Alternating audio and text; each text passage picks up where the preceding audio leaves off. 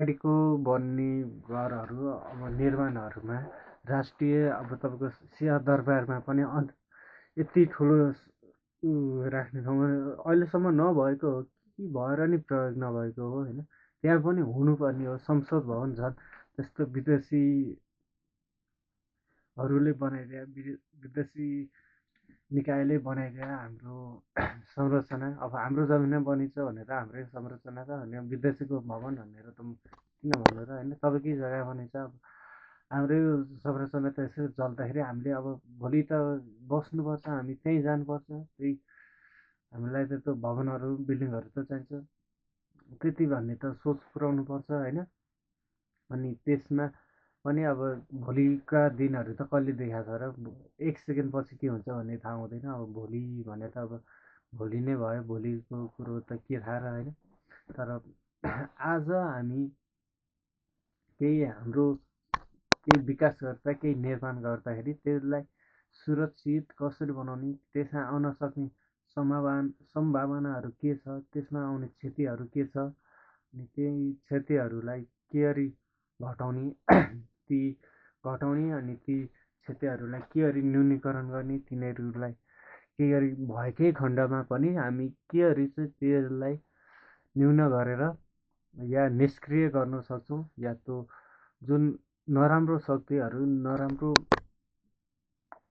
व्यक्तिहरूले नियतिवश या कुनै एक्सिडेन्टली अब तपाईँको यो बत्तीको लाइनहरूमा पनि सर्ट सर्किट भएर धेरै घरहरू जलेको छ कि अनि तपाईँको त्यो हुँदाखेरि नै अब ती सर्ट सर्किटहरू हुने घर भएको घरमा नि तपाईँको इलेक्ट्रिकल सर्ट सर्किट भएको घरमा पनि अग्नि प्रतिरोधात्मक प्रणालीहरू स्वत रूपमा सञ्चालन हुने आगोको धेरै ताप हुने बित्तिकै आफै सक्रिय भएर निभाउने त्यस्तो एउटा प्रणालीलाई जडान गर्न सकियो भने भविष्यमा होला म आज काभ्रेमा छु काभ्रेबाट अब म काठमाडौँ गएँ एक्सिडेन्टली मेरो घरमा केही भयो केही गरी आगो लाग्यो भने पनि मेरो म त अब त्यहाँबाट कुदेर आउँदाखेरि त यहाँ काभ्रे र काठमाडौँ धेरै टाढा नभए पनि म उहाँबाट यहाँ आइपुग्दाखेरि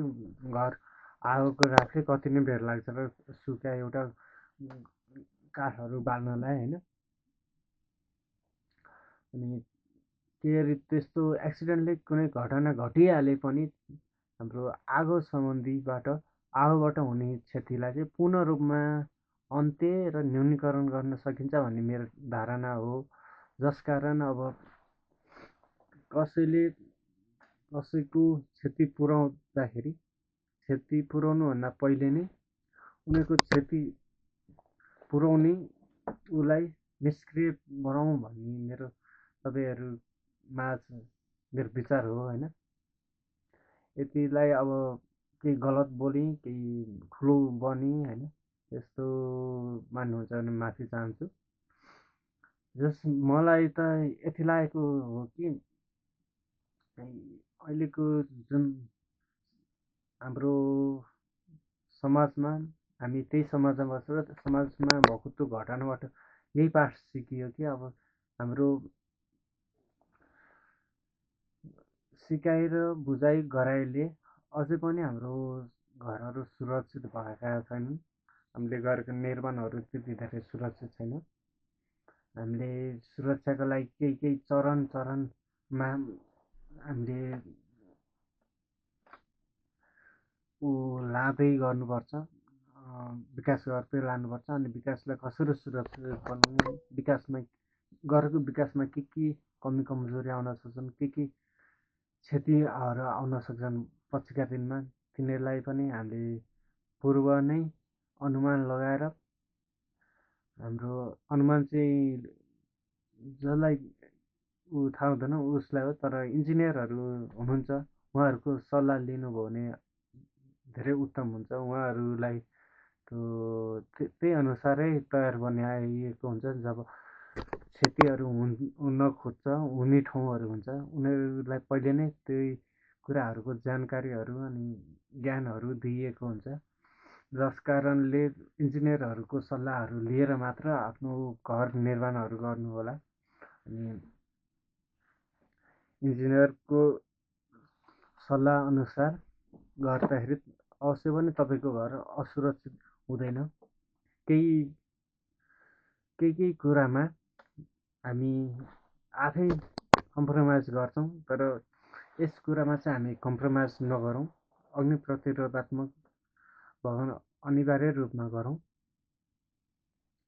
आज म सिंहदरबार गाउँको सिंहदरबार पनि छिर्न पाइएन अनि केन्द्रको सिंहदरबार पनि छिर्न पाइएन। म त दुर्भाग्य मान्छे होइन। यतिको उमेर भयो, काठमाडौँ कति गयो, तर एकचोटि पनि म सिंहदरबार पुगिनँ। हाम्रो राष्ट्रिय अभियान अनुसारको गाउँको सिंहदरबारहरूमा म पुगिनँ। हुन त म धेरै घरहरूमा पुगेँ, धेरै घरमा पुगेँ, उहाँहरूको परिवारहरूसँग भेटेँ, धेरैसँग भेटघाट भयो, धेरैसँग कुराकानी भयो। तर यस दुःख घडीमा आएर देख्दाखेरि मैले देखेका ती धेरै घरहरू चाहिँ आज पनि आफू त सुरक्षित भएर बस्छन्, तर अरूको भर हुँदैन यहाँ। अनि अरूले के गरिहाले भने पनि अब अगाडि कसरी गर्ने, अगाडि कसरी बढ्ने, अगाडि कसरी सुरक्षित बनाउने भन्ने चाहिँ केही विचारहरू मनमा आइरहेको थियो लगातार। जस अनुरूप मैले तपाईँहरूलाई साझा गरेँ। अब यो आइडिया कस्तो लाग्छ तपाईँहरू विचार गर्नुहोस्। अनि यदि तपाईँलाई ठिकै छ लाग्यो, राम्रो हो भन्ने जस्तो लाग्यो भने अगाडि फैलाउनुहोस्, पठाउनुहोस्। अनि आफ्नो नगरपालिकाको मेयरहरू, जिल्ला अधिकृतहरू, प्रमुखहरू, उहाँहरूलाई यो चाहिँ नेम लिएर आएर यसरी काम गर्नु पर्यो हजुर। हामी भवन निर्माण मात्र नगरौँ, अब भवनलाई सुरक्षित बनाउनेतिर एउटा सानो प्रयास चाहिँ बढाउनु पर्यो भनेर अनुरोध गर्थ्यो। म बोलेँ भने अब तपाईँको कसले मान्नु कसले टेर्नु होइन, तर पनि मैले यस कुरो बोलेँ। अब किनकि मैले देखाएको छु, मैले भोगेको छु होइन, गलत भइरहेको देखाएको छु। गलत भएको समयमा त्यो गलत क्षणबाट होइन, मोमेन्टबाट म पनि निस्किया हो मैले। अनि त्यसपछि विशेष गरी जति नै